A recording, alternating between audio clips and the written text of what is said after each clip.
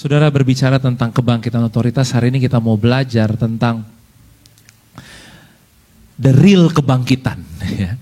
Kebangkitan yang sesungguhnya, ya. Saudara, kalau kita lihat dalam Alkitab di dalam Yohanes 11, ya, di situ kita bisa melihat cerita tentang Lazarus yang dibangkitkan dari antara orang mati. Ya, Lazarus yang dibangkitkan, dan dikatakan bahwa Lazarus itu sudah 4 hari, ya, dia meninggal, saudara. 4 hari dia telah mati, dan orang Yahudi itu percaya bahwa kalau orang mati masih sebelum 3 hari, saudara, mereka percaya bahwa mayatnya tuh masih bisa dipanggil balik hidup lagi ke dunia orang hidup gitu, saudara. Tapi setelah lewat 3 hari itu dinyatakan betul-betul mati gitu, saudara. Dan orang Yahudi juga percaya suatu hari Mesias akan datang, dan hanya Mesias yang akan dapat membangkitkan orang yang sudah mati lebih daripada 3 hari. Jadi ketika Yesus melakukan mujizat membangkitkan Lazarus dari antara orang mati, dia bukan hanya membangkitkan Lazarus dari kematian, saudara. Tapi dia sedang mengumumkan, dia sedang mendeklarasikan, dia sedang memberitahu kepada semua orang hari itu bahwa He is the Messiah, dia adalah Mesias. Dia yang membuat hari itu, ya saudara, penggenapan dari semua janji-janji yang Tuhan sudah berikan kepada manusia. Sehingga mujizat Lazarus bangkit dari orang mati ini sangat penting. Saya percaya bahwa memang pesannya adalah keadaan apapun yang mati, Tuhan sanggup untuk bangkitkan. Karena tidak ada kebangkitan tanpa kematian, saudara. Amin. Saudara, kalau bilang kebangkitan berarti ada yang mati. Benar nggak, saudara? Harus ada keadaan yang mati supaya kita bisa mengalami kuasa kebangkitan. Tapi kita mau belajar pada siang hari ini lebih daripada hanya kita melihat hari itu kebangkitan Lazarus dari antara orang mati. Ya, Yesus menyuruh orang-orang buka kuburnya, ya, gulingkan batunya, dan dia panggil Lazarus, hai Lazarus, bangkitlah. Dan Lazarus keluar, saudara.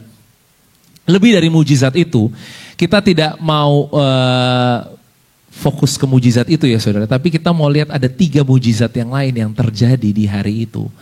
Ketika otoritasnya Tuhan Yesus dinyatakan di depan banyak orang saat itu. Mujizat yang pertama, saudara, ketika otoritas Tuhan Yesus dinyatakan hari itu, saudara. Otoritas itu diberikan untuk mengalahkan ketakutan. Boleh sama-sama katakan dengan saya, ketakutan. Ya. Orang mati bangkit, itu luar biasa. Kita hari ini mungkin senang dengan mujizat-mujizat yang spektakuler, mujizat-mujizat yang luar biasa, yang wow, orang lumpuh jalan, orang mati bangkit, itu luar biasa. Tapi saudara, di dalam cerita kebangkitan Lazarus ini, ada satu mujizat yang Tuhan kerjakan dengan otoritasnya, dia adalah mengalahkan ketakutan. Kita lihat Yohanes 11, ayat yang ke-6 sampai ayat yang ke-10. Backgroundnya, keadaannya hari itu sangat mencekam untuk Yesus dan murid-muridnya. Kenapa? Karena dengan terang-terangan Yesus dan murid-muridnya mau ditangkap oleh orang-orang Yahudi dan mereka berencana untuk membunuh dia. Oke? Nah, namun setelah didengarnya bahwa Lazarus sakit, ia sengaja tinggal 2 hari lagi di tempat di mana ia berada. Ayat 7. Tetapi sesudah itu ia berkata kepada murid-muridnya, mari kita kembali lagi ke Yudea. Murid-murid itu berkata kepadanya, Rabi, baru-baru ini orang-orang Yahudi mencoba melempari engkau.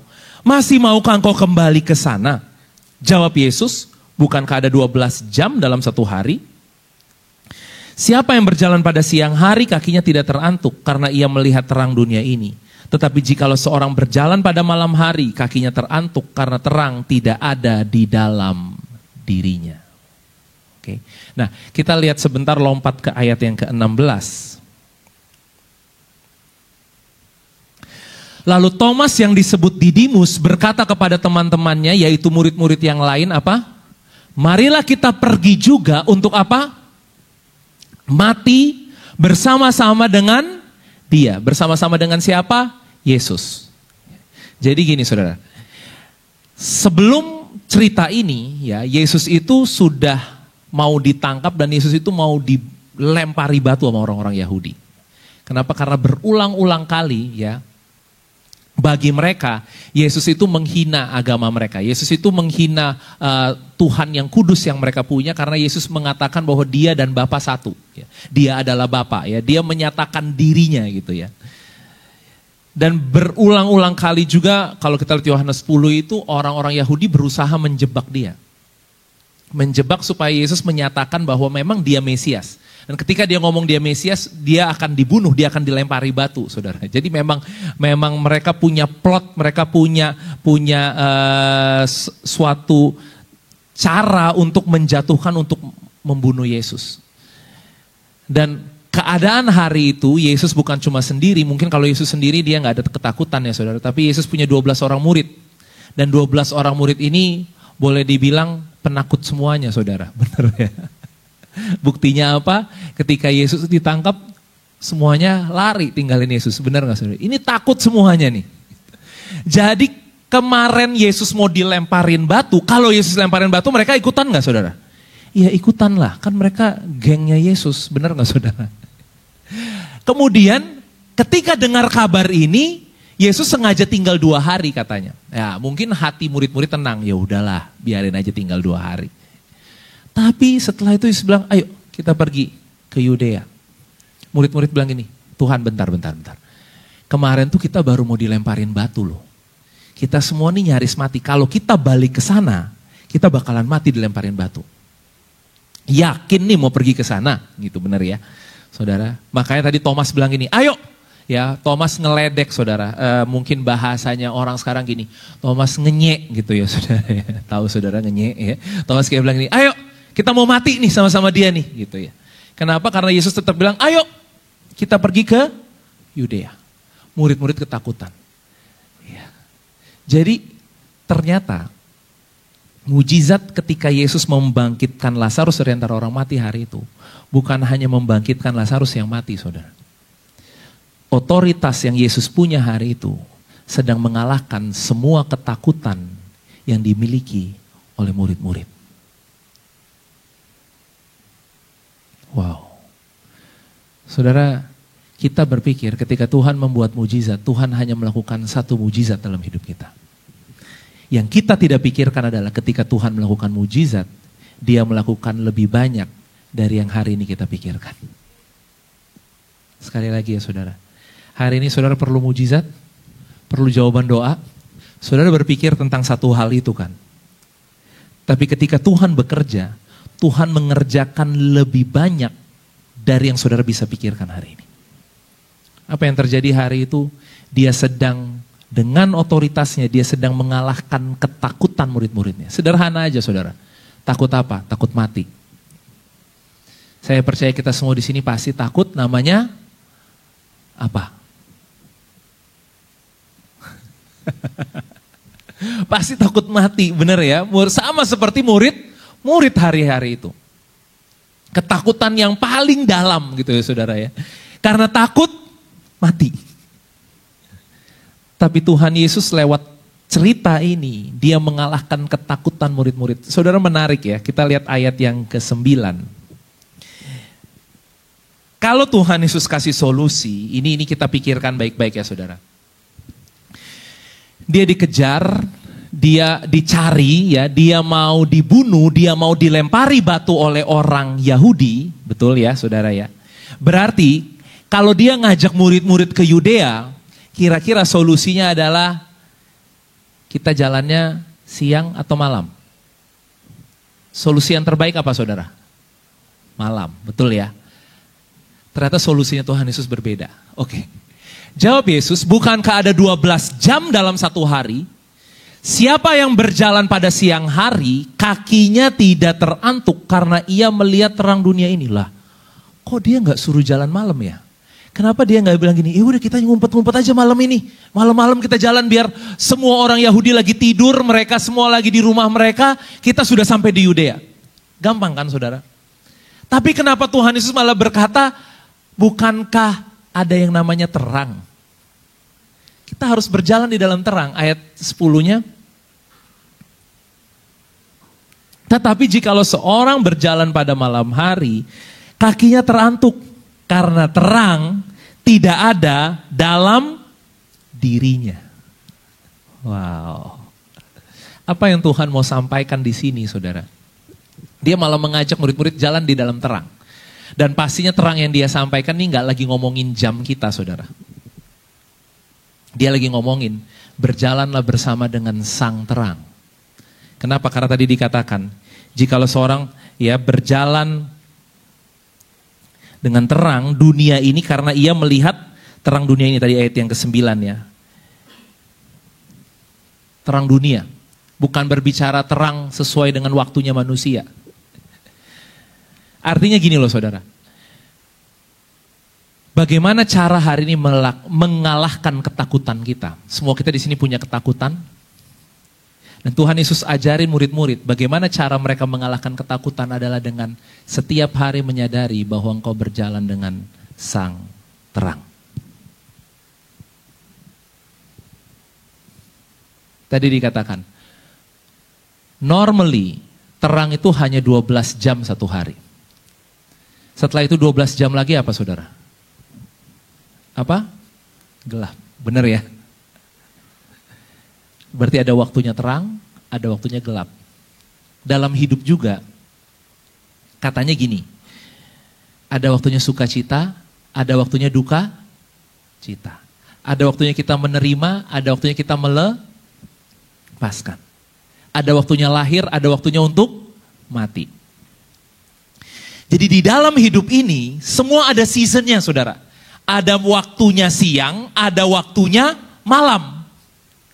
Siapa yang di sini lagi ada masalah gitu kan? Lagi ada masalah Pak, lagi banyak pergumulan. Ada waktunya gitu. Ada waktunya saudara lagi sukses, seneng gitu ya, happy, hidup ini berhasil. Ada waktunya seperti itu. Tapi menariknya gini, kalau kita berjalan dengan sang terang, dengan kata lain Tuhan Yesus lagi bilang gini, tidak akan ada lagi waktu siang dan malam. Tidak ada lagi yang namanya mungkin dunia ini berkata gini, ya ini waktu susah, ini waktu dimana kamu banyak masalah, memang orang gak baik sama kamu. Kenapa? Karena kita berjalan dengan sang terang dunia. Dan tadi firman Tuhan katakan, kamu tidak akan terantuk.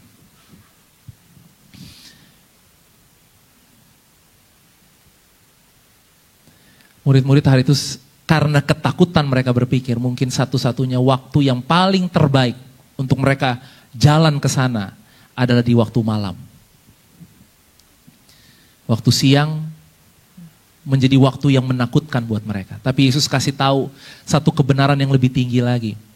Ketika kamu berjalan dengan aku sang terang dunia, tidak ada waktu siang, tidak ada waktu malam. Kamu tidak perlu takut terantuk. Hari ini kita semua menginginkan mujizat yang besar Tuhan kerjakan dalam hidup kita. Saudara mungkin punya doa-doa saudara. Saudara mungkin punya permohonan-permohonan saudara sama Tuhan. Tapi gini, sadarilah Tuhan bukan hanya mengerjakan satu mujizat itu dalam kehidupanmu. Ada mujizat-mujizat lainnya yang dia sedang kerjakan. Dan hari ini mau gak? Kalau mujizat lainnya yang dia kerjakan adalah dia mengangkat semua ketakutanmu. Amin.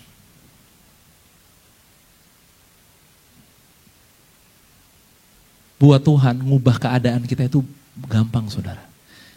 Tapi hari ini Tuhan mau bekerja sama dengan kita. Tuhan mau kita bangkit di dalam otoritas.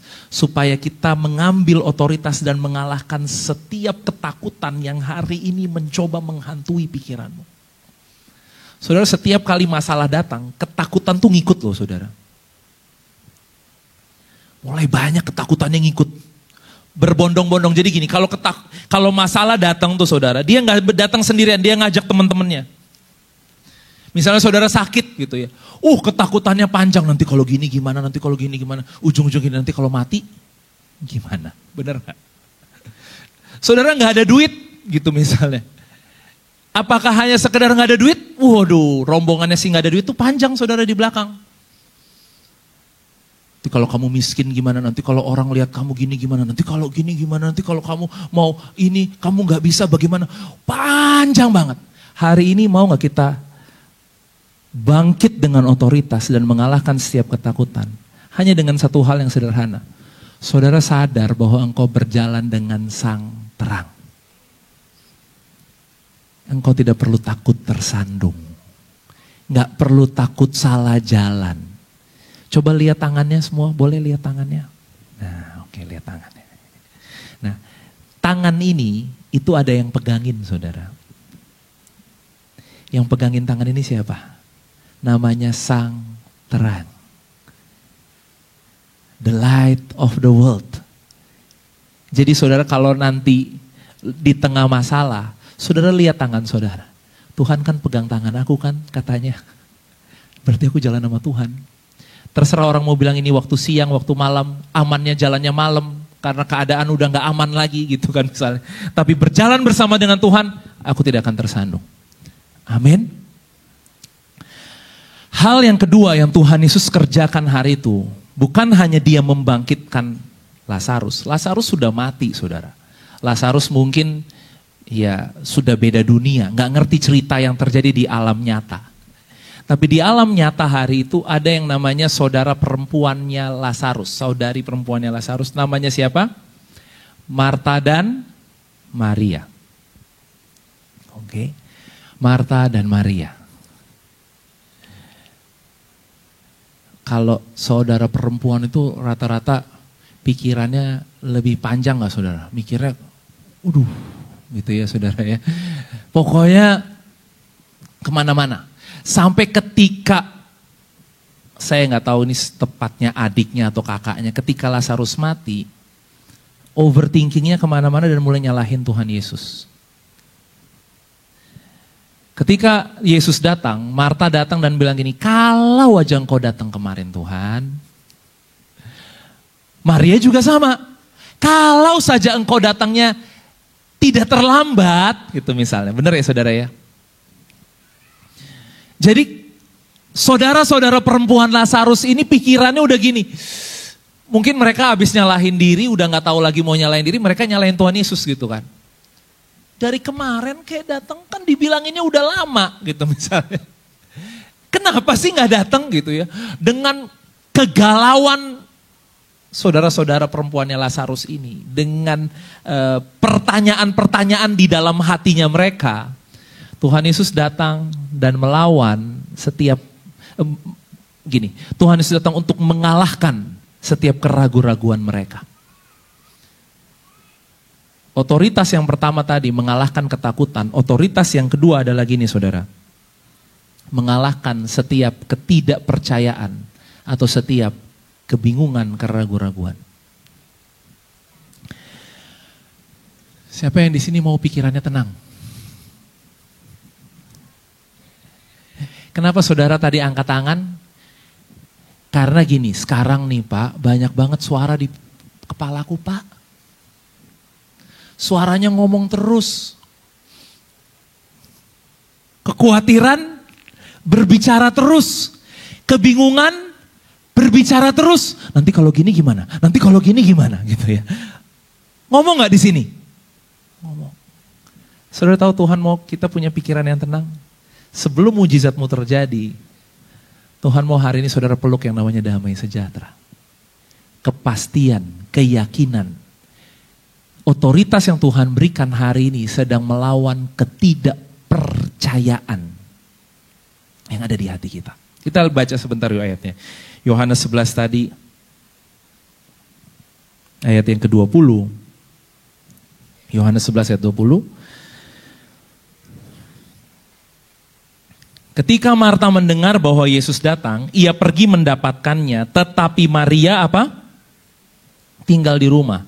Maka kata Marta kepada Yesus, Tuhan, sekiranya engkau ada di sini, saudaraku pasti tidak mati. Coba aja engkau ada.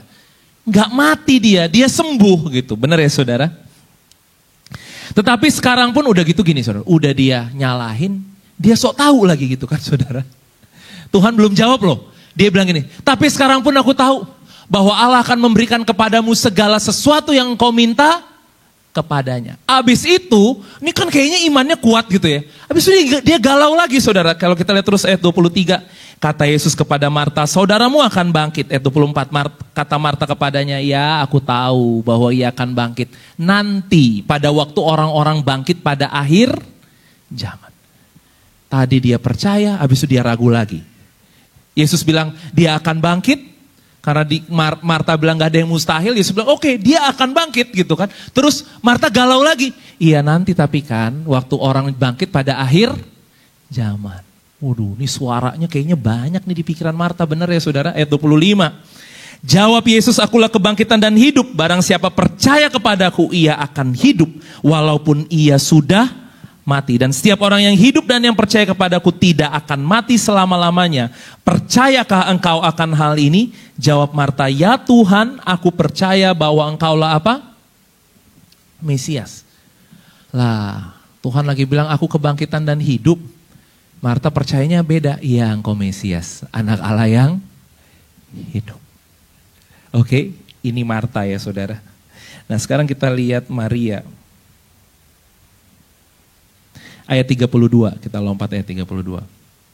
Setibanya Maria di tempat Yesus berada dan melihat dia, tersungkurlah ia di depan kakinya dan berkata kepadanya, Tuhan, sekiranya engkau ada di sini, saudaraku pasti tidak mati.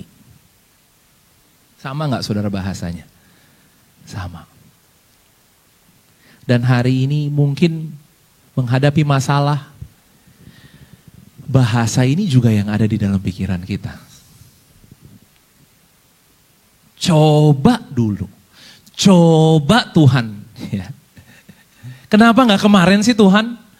Coba gitu ya. Banyak ya ada bahasa-bahasa kebingungan kita, keraguan-raguan kita di dalam pikiran ini. Dan saudara, bagaimana cara Tuhan mengalahkannya? Antidot ya saudara ya. Kita lihat ayat yang ke-25. Saudara mau hari ini dengan otoritas engkau mengalahkan semua keraguan-raguan, semua ketidakpercayaan dan percaya di dalam Tuhan, bangkit di dalam kepercayaan dalam Tuhan. Amin. Ayat yang ke-25 kita baca sama-sama. Jawab Yesus apa? Akulah kebangkitan dan hidup. Barang siapa percaya kepadaku, ia akan hidup walaupun ia sudah mati. Saudara, bahasa Inggrisnya mengatakan ini, I am the resurrection and life.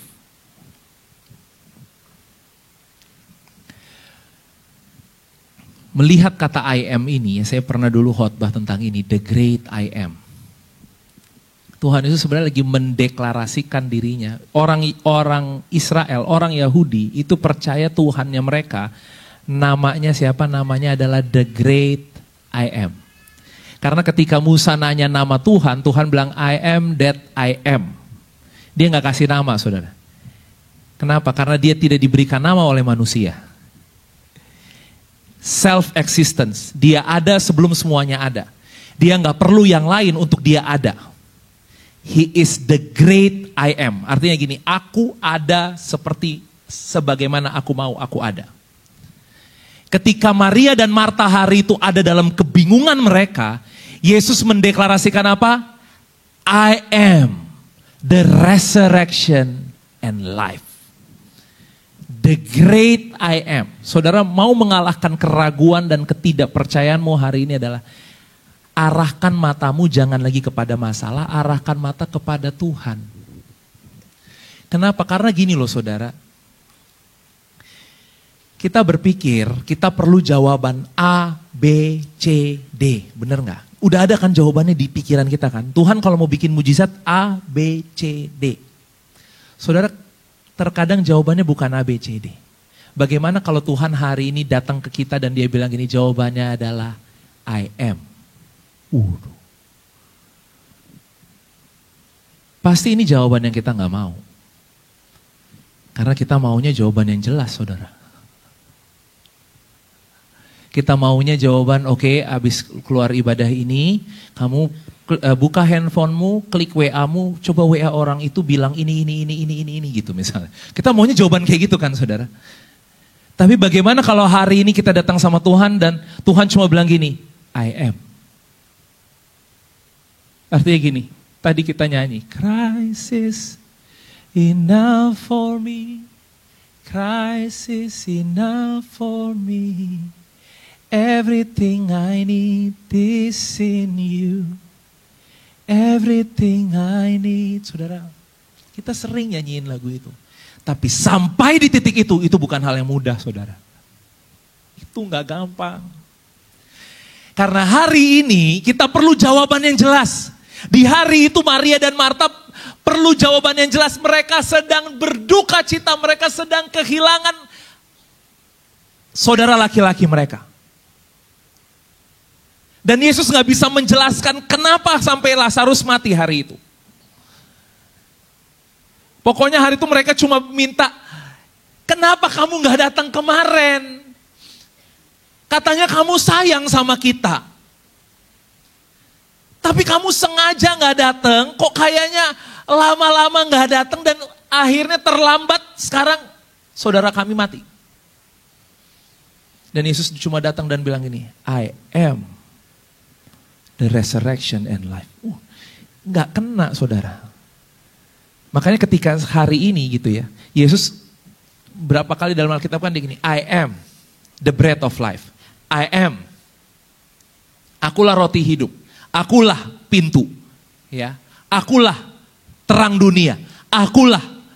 Saudara sering dengar kata-kata itu dalam Alkitab, I am, I am, I am. Gini, dia bisa menjadi apapun yang hari ini yang saudara paling perlukan, yang saudara paling butuhkan.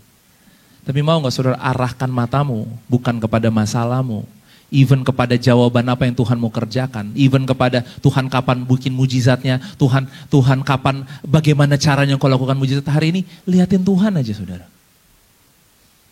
Dan lupakan semuanya tentang itu. Dan gini saudara, itulah yang mengalahkan setiap ketidakpercayaan, setiap keraguan-raguan dan setiap kebimbangan. Saudara mau menang dari semua keraguan dan kebimbangan?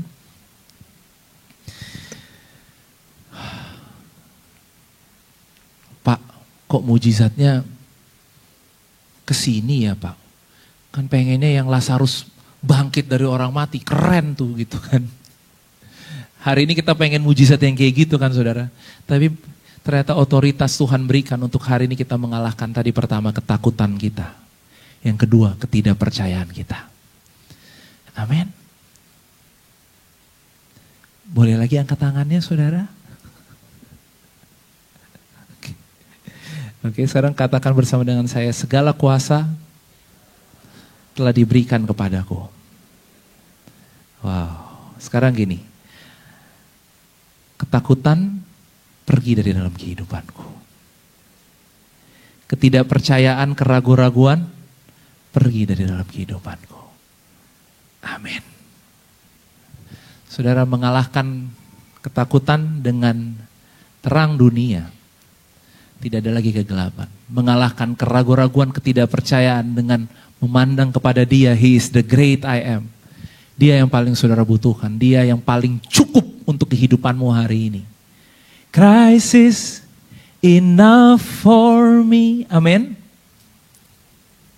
Kita gak akan membahas mujizat Lazarus bangkitnya. Yang ketiga saudara, apa yang Tuhan Yesus kalahkan hari itu? Dia sedang mengalahkan kebencian dan kekecewaan. Wah. Cerita ini ternyata jadinya panjang saudara. Karena tadi kita tahu bahwa Yesus ini mau dilemparin batu sama orang Yahudi. Orang Yahudi itu kalau ngomongin panas gitu ya. Terus ada termometernya, mungkin panasnya udah sampai di ujung kepala gitu kan. Kalau lihat Yesus panasnya udah sampai di ujung kepala. Sekarang Yesus bikin mujizat yang gak tanggung-tanggung. Bangkitin orang mati yang udah 4 hari mati. Secara gak langsung dia lagi ngomong gini, akulah Mesias. Nah baru sebelumnya Yohanes 10 murid-murid orang Yahudi tanya, kamu kah Mesias? Gitu. Yohanes 11 dia jawab bukan dengan perkataan, dia jawab dengan apa yang dia lakukan. Dan yang dia lakukan hari itu, dia membangkitkan Lazarus yang sudah mati 4 hari. Geger saudara. Kita lihat yuk ayatnya dalam ayat yang ke-47. Yohanes 11 ayat yang ke-47. Lalu imam-imam kepala dan orang-orang Farisi memanggil mahkamah agama untuk berkumpul dan mereka berkata, apakah yang harus kita buat? Sebab orang itu membuat banyak mujizat.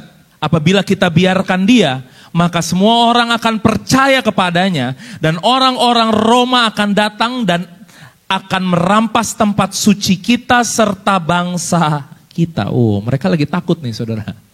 Mereka takut kalau pengikutnya, gini, sederhana gini. Mereka takut kalau jemaatnya pindah ke Yesus. Jadi rebutan jemaat bukan cuma hari ini ya saudara ya. Dari zaman dulu gitu ya. Mereka takut jemaatnya pindah ke Yesus gitu ya. Nanti kalau mereka gak ada jemaatnya, diambillah tempat ibadah mereka. Diambillah semua yang mereka hari itu pertahankan sebagai harta mereka. Oke, ayat 49. Tetapi seorang di antara mereka yaitu Kayafas, imam besar pada tahun itu, saudara ingat Kayafas ya? Setelah itu kan dia juga yang memutuskan perkaranya Yesus ya saudara. Imam besar pada tahun itu berkata kepada mereka, kamu tidak tahu apa-apa dan kamu tidak insaf bahwa lebih berguna bagimu jika satu orang mati. Satu orang siapa? Orang ini harus mati nih. Kenapa? Untuk bangsa kita daripada seluruh bangsa kita ini binasa.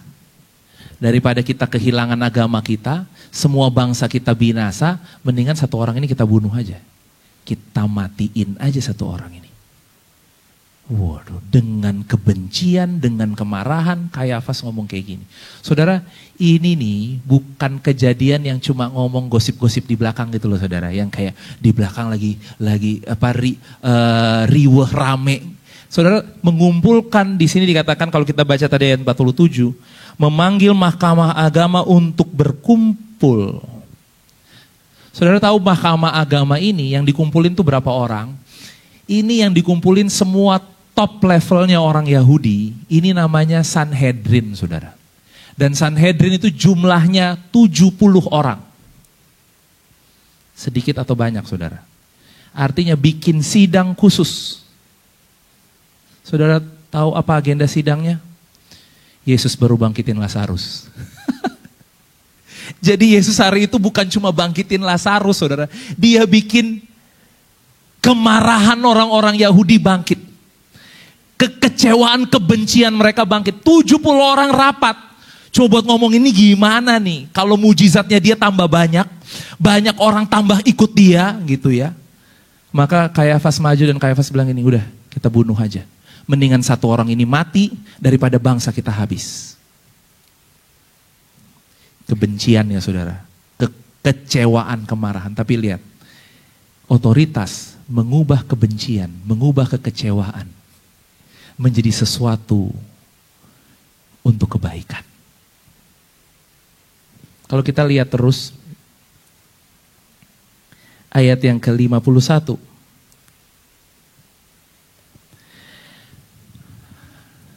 Hal itu dikatakannya bukan dari dirinya sendiri, tetapi sebagai imam besar pada tahun itu ia apa saudara? Bernubuat bahwa Yesus akan mati untuk bangsa kita. Gini saudara. Skenarionya di bumi, ya ceritanya di bumi adalah hari itu mereka bersepakat untuk membunuh Yesus. Mendingan orang ini hilang, mati daripada seluruh bangsa kita binasa. Oke. Itu skenarionya dunia. Saudara tahu surga apa yang surga lakukan? Surga agree dengan apa yang dikatakan. Tapi surga bernubuat. Surga bukan hanya sekedar agree bahwa karena kebencian kan gini. Mereka mau bunuh karena kebencian kan saudara. Karena mereka marah sama Yesus kan. Surga bilang gini, iya memang dia akan mati. Dan karena dia mati, semua manusia tidak akan mati. Semua manusia akan diselamatkan.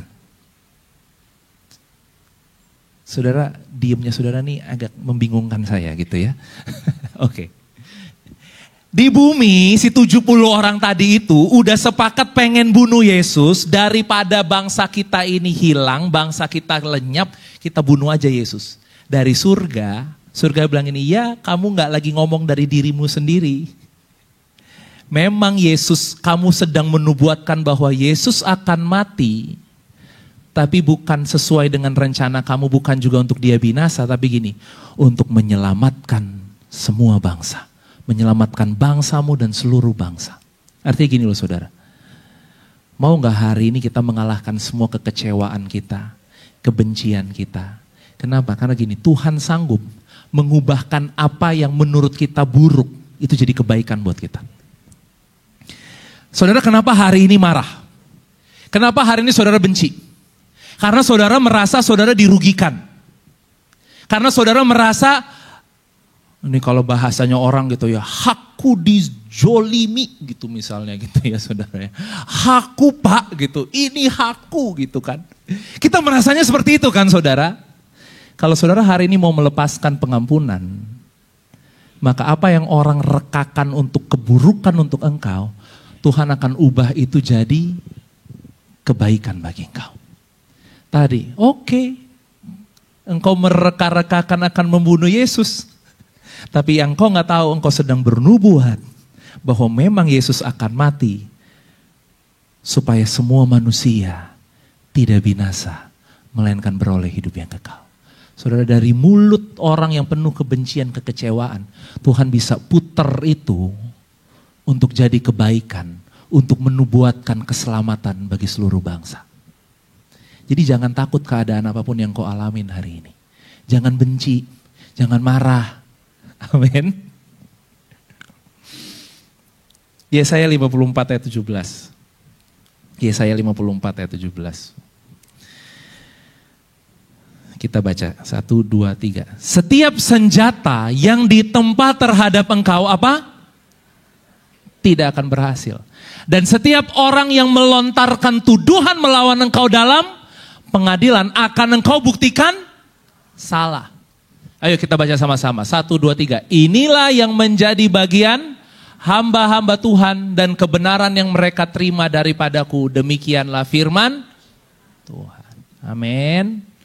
Mau saudara dapat bagian ini? Tapi di sini jangan gini loh saudara. Saya sering kali bilang gini ya. Kita gak bisa balas, tapi kita berdoa gini. Tuhan, biar engkau saja yang balas. Karena pembalasan adalah milikmu. Saudara, itu posisi hati yang salah. Terus saudara berharap Tuhan turunin api dari langit buat dia gitu kan. Kayak, lihat tuh kan pembalasan Tuhan buat dia. Saudara, gak gitu caranya Tuhan. Kalau saudara mau lihat ini, saudara harus lepaskan yang namanya pengampunan. Kalau pengampunan tuh artinya hati bersih saudara. Gak ada benci lagi. Kalau kita masih doa, sekalipun suruh Tuhan yang balas, aku gak akan balas Tuhan. Tapi Tuhan yang balas. Itu kira-kira masih sama gak saudara? Judulnya masih apa doanya? Balas. Bedanya tadi gue mau balas, sekarang Tuhan balesin dong. Benar gak saudara? Tapi judulnya masih sama kan? Pembalasan. Coba hari ini lepaskan pengampunan. Kenapa? Kalau engkau lepaskan pengampunan, setiap senjata yang ditempa terhadap engkau, tidak akan berhasil. Dan Tuhan akan membenarkan saudara. Tuhan akan membela saudara. Saudara lihat contoh, kita pernah dengar cerita ini, Kejadian 50 ayat 20. Contoh tentang Yusuf saudara. Yusuf harusnya hari itu berpikir kekecewaan, kemarahannya dia. Atau mungkin gini, balas dendam. Saudara, waduh, ini adalah waktu balas dendam terbaik untuk Yusuf. Kenapa? Karena kakak-kakaknya datang sedang mengemis-ngemis sama dia. Waktu balas dendam terbaik buat Yusuf hari itu, tapi Yusuf gak pakai kesempatan itu. Kenapa? Karena di dalam belief systemnya Yusuf. Ini ya. Ini yang Yusuf sadari. Ayat 20 kita baca sama-sama. Memang kamu telah mereka-rekakan yang jahat terhadap aku, tetapi Allah telah mereka-rekakannya untuk kebaikan dengan maksud melakukan seperti yang terjadi sekarang ini, yakni memelihara hidup suatu bangsa yang besar. Yusuf layak gak buat pahit hari itu? Dia mau dibunuh loh saudara. Dia dijual. Dia dimasukin sumur. Kakak-kakaknya gak ada yang suka sama dia. Layak gak dia untuk balas dendam hari itu? Ya mungkin layak. Tapi gini, ini yang Yusuf tahu. Kamu mereka-rekakan yang jahat, tapi Tuhan mereka-rekakan kebaikan. Saudara, saya mau bilang gini, hari ini saudara hidup dalam rencana manusia apa dalam rencana Tuhan? Ayo kita jawab. Kalau kita hidup dalam rencana Tuhan itu merekakan yang baik. Jadi terserah manusia mau merekakan yang jahat, aku gak hidup di dalam your game. Aku hidup di dalam rencananya Tuhan. Dan rencananya Tuhan adalah kebaikan. Terserah orang mau bikin kita rugi, orang mau bikin kita sakit, orang mau bikin kita jadi orang mau bikin kita susah gitu ya saudara. Itu kan rencananya dia. Hidup kita gak ada di dalam rencananya dia saudara. Yesus hari itu harusnya dia bingung gitu ya. Waduh, mau dibunuh nih gitu ya. Semua udah benci sama aku nih orang Yahudi. Aku mau dilemparin batu tapi gini. Dia percaya dia tetap ada di dalam rencana Bapa. Apa yang hari itu mereka plot untuk membunuh Yesus dipakai sebagai sebuah nubuatan hari itu saudara. Hari ini bukalah hati kita dan lepaskanlah pengampunan saudara. Karena dalam penebusan ada karya Tuhan yang sempurna yang akan dikerjakan dalam kehidupan kita. Rencana jahat tadi orang-orang Yahudi menjadi sebuah nubuatan. Ya. Apa yang orang reka-rekakan jahat menjadi rencana baik Tuhan digenapi dalam hidup kita. 3 hal ini, biarlah kita bangkit dalam otoritas untuk mengalahkan ketakutan, mengalahkan ketidakpercayaan. Dan yang ketiga, mengalahkan semua kekecewaan, mengalahkan semua kemarahan kita. Saudara, kecewa tuh gak ada gunanya saudara. Kecewa, artinya gini, kita lagi accept, oke, aku ada di dalam rencanamu gitu ya saudara. Artinya gini, oke, accept, ya saudara, zaman dulu tuh main, dulu namanya Sega ya, kalau sekarang kan Fun World gitu ya. Jadi kalau main Fun World itu misalnya ada 2 buat balapan mobil gitu, karena saya suka main yang balapan mobil gitu ya. Jadi kalau saya masuk, misalnya ada teman saya di sebelah saya gitu ya, dia punya pilihan untuk dia mau accept atau tidak. Kalau dia accept, berarti kita ada dalam satu game yang sama, kita akan bertanding gitu kan. Kalau dia nggak accept ya dia main sendiri, saya main sendiri gitu kan, benar nggak saudara? Jadi ketika kita masukin koin, kita punya pilihan, kamu mau nggak battle sama dia gitu ya. Kamu terima nggak tantangannya dia? Kalau saudara bilang, enggak, pengen main sendiri aja, ya udah kita main sendiri, dia main sendiri. Saudara tahu nggak bahwa musuh, keadaan, itu seringkali ngajakin main kita. Yuk, main yuk. Kalau saudara benci, saudara marah, saudara lagi accept gini. Oke, I'm into your game. Tapi kalau saudara memilih untuk mengampuni, saudara lagi gini. Enggak main aja sendiri gamemu sana. Aku sedang mainin gamenya Tuhan. Aku sedang ada di dalam rencana Tuhan. Amin. Kita gak perlu ada di dalam gamenya manusia saudara. Hari ini kita perlu untuk ada di dalam rencananya Tuhan. Sekalipun hari ini tadi, aduh Pak, gak enak dong.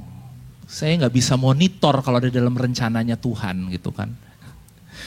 Saudara kalau ada dalam rencananya Tuhan, kita kayak kehilangan hak untuk monitor gitu. Kan kita pengennya ada apa-apa kita monitor progresnya kan. Udah sampai sejauh mana, lihat dong. Udah bikin apa Tuhan gitu. Tapi kalau kita percaya Tuhan, kadang-kadang kita kehilangan hak monitor itu, benar gak saudara? Udah sampai mananya gak ketahuan saudara. Pokoknya percaya aja jalan tiap hari sama Tuhan. Dan inilah otoritas. Saya percaya Tuhan mau mengerjakan banyak mujizat yang besar dalam kehidupan kita. Tapi biar hari ini kita berdiri dengan otoritas dan bangkit. Mengalahkan ketakutan, ketidakpercayaan, dan semua kekecewaan. Mari kita bangkit berdiri.